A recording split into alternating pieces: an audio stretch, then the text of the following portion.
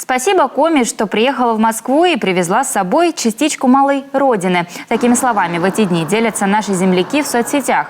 Уроженцы нашей республики, которые сейчас проживают в центральной части России, благодарят за возможность прикоснуться к теплой частичке Северного края. Так, в Московском театре «Эрмитаж» прошли гастроли Воркутинского драмтеатра имени Бориса Мордвинова.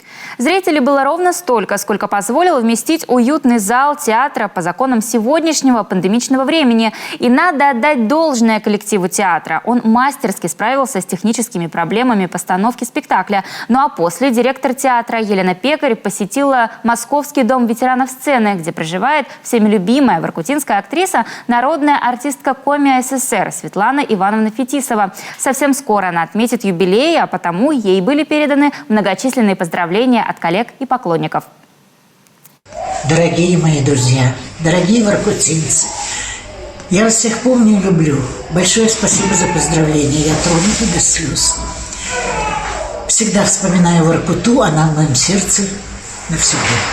Привет всем, целую, Света.